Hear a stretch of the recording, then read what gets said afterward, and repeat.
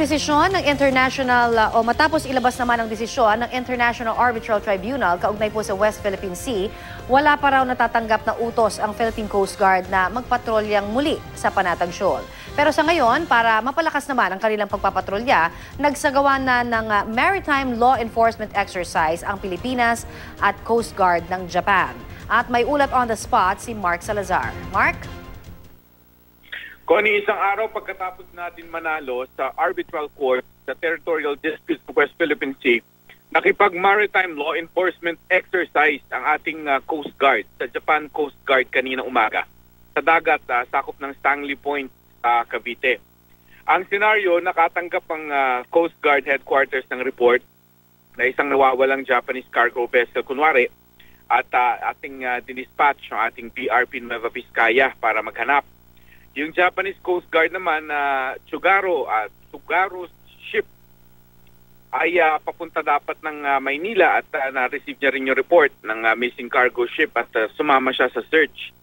At sa aerial surveillance ay nakita ng Japanese Coast Guard yung nawawalang barko at yung pala'y kinubkub na ng pirata. Nasa namang inaresto ng pinagsamang puwersa ng Philippine Coast Guard at Japan Coast Guard.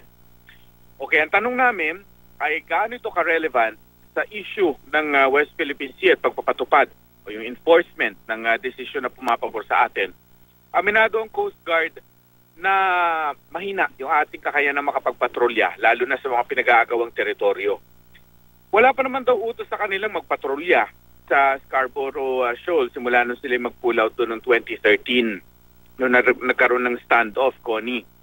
At pagkatapos natin manalo kahapon sa arbitral case, wala pa rin daw silang na-receive na utos mula sa higher headquarters na sila ay babalik doon para magpapatrolya. Pero kung kakailanganin kasi, Connie, kulang-kulang. 10 lamang yung meron tayong 40 to 50 meter ship. Yun lang yung meron tayong barko, yung Coast Guard. Ito yung parang BRP Nueva Vizcaya yung nakikita ninyo sa playback.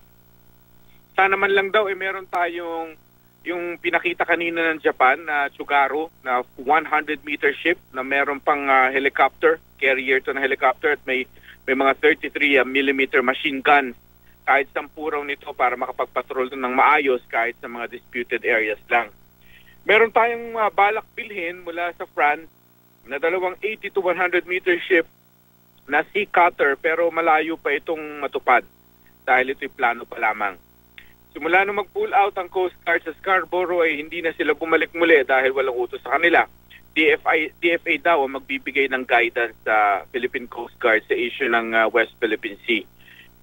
Doon naman sa mga mangingisda, partikular sa mga taga-Sambales, ang paalala ng Coast Guard, wala naman talagang ipinagbabawal, at least sa Philippine side, na mga isda sila doon. Kaya lang nga, ay maging cautious naman sila, mag-iingat sila sapagkat kung malalagay naman sa alanganin ng buhay nila, ay pag-ingatan nila yung paglalakas loob na pumunta sa Scarborough para mangisda.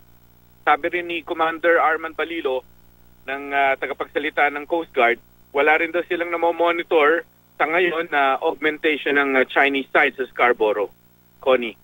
Maraming salamat, Mark Salazar.